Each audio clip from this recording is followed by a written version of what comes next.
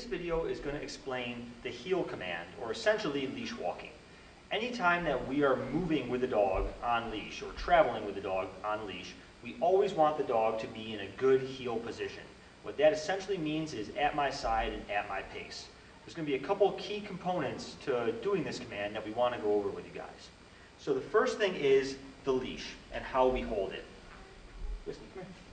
Sit. So first of all, you're going to want to make sure that you do what we call an overhand grip on the leash with your left hand if the dog is on your left hand side, or your right hand if the dog is on your right hand side. Overhand grip simply means if the leash is outstretched, that my hand is going to go over the top just like this. An underhand grip would be the opposite. That would be me coming underneath the leash this way. An easy way to make sure you know if you're doing it correct is to look at which part of the leash comes out of your hand and to the dog. I'm sorry, which part of your hand the leash comes out and goes to the dog. So if I do an overhand grip, the leash always comes from the pinky side of my hand. If I do an underhand grip, the leash that goes to the dog always comes from my thumb, which essentially makes me do a thumbs down. Thumbs down means you're doing it wrong.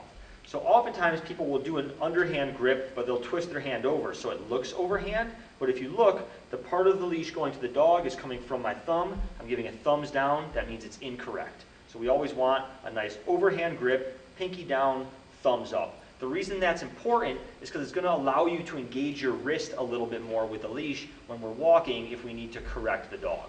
So overhand grip is the first component. The second thing you want to make sure you do is have the right length of leash between you and the dog. When we're first practicing heel, you want to make the leash short but not tight.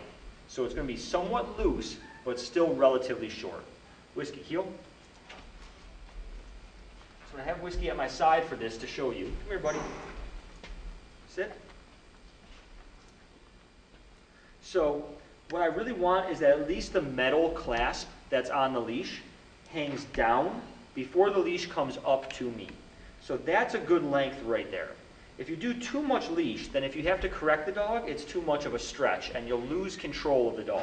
If it's too tight, then he feels pressure on the prong collar all the time, which is really unfair. We want him to only feel pressure on the prong collar if he's making a mistake. The rest of the time, we want him to feel nothing. So the leash should be nice and loose, but short. This way, if I need to correct, it's only a small movement before I get to the end of the leash and I can correct the dog. Overhand grip, loose but short leash. The next thing that I want to talk about is the dog's position. When we work with leash walking, we really treat it sort of like a boundary training exercise. And what I mean by that is this. Most of you have probably seen dogs who have some kind of underground fence or invisible fence system. So let's just say that this seam on the floor, you may not be able to see it through the camera, but let's just say the seam on the floor here is where I have a buried fence line. And behind the seam here is my yard, and in front of it is the street.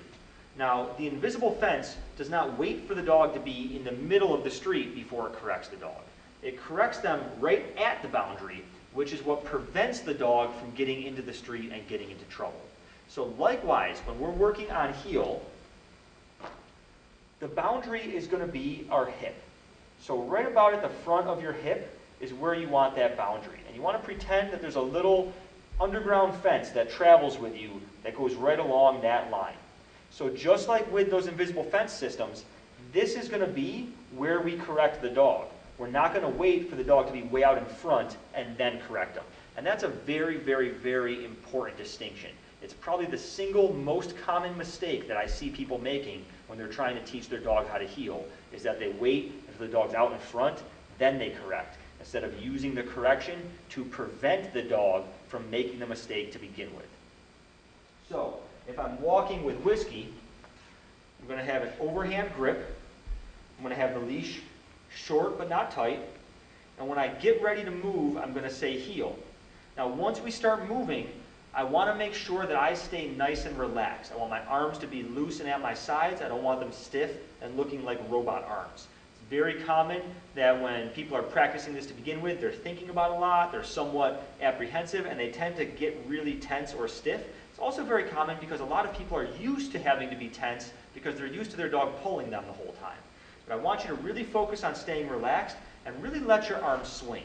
If you let your arms swing naturally, then if you do need to correct the dog, the weight of your arms swinging backwards will do most of the work for you, and all you have to do is add a little extra flick of the wrist if you need to. So I'm going to demonstrate with Whiskey. He may not need to be corrected much, but I'm just going to show you the movement anyway. Short leash, overhand grip, Whiskey heel. We start walking.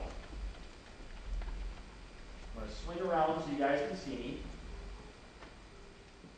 So my arms are loose, and if he were a little bit in front, I would simply flick my wrist as my arm is swinging backwards.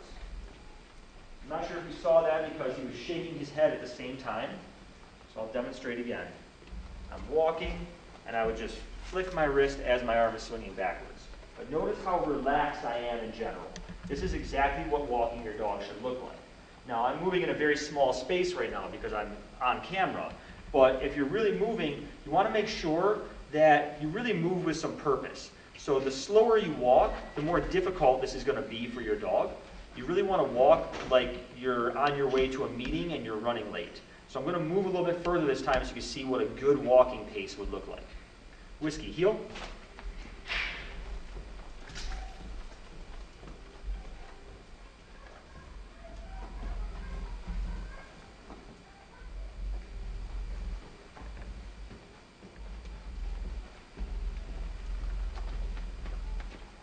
So notice that time when I was walking, I had a little bit more purpose to my movement. And that will encourage your dogs to more naturally want to follow you. If you walk really slow, they sometimes assume that what you're doing is not important, and then they sort of mentally check out. Notice the leash was loose the whole time. You really want to make sure not to have any tension on that leash unless you need to. Tension on the leash will often make the dog start pulling. A slack leash is what keeps the dog back, because they know they have to pay attention to where you are, or you might turn without them noticing, and then they're going to get corrected. Also notice that when I came to a stop, Whiskey sat automatically. That's something that we encourage the dogs to do. So note that I didn't tell him to sit, he just did it on his own. I don't care if he chooses to lay down to make himself comfortable, that's perfectly acceptable to me, but he has to at least sit. I don't ever say sit as part of this exercise. If he were not to do it, what I'd simply do is pull just a little bit straight up on the leash and hold that pressure until his butt starts to drop to the ground, and then release the pressure. So again, I'd pull a little bit straight up and hold it. The moment he starts to sit, I'd relax. Okay? It's very important that you don't jerk the leash when you're doing this, and you don't need to give a very strong tug. Just a little bit of tension straight up. I'll see if I can demonstrate that, but he's pretty quick to get his butt to the ground, so I'm not sure if he'll give me a chance. Whiskey, heel.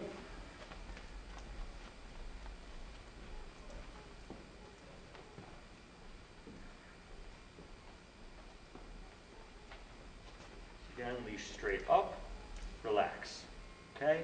Very light, very simple. That just encourages the dog to sit. And again, I don't say sit, I don't say anything at all.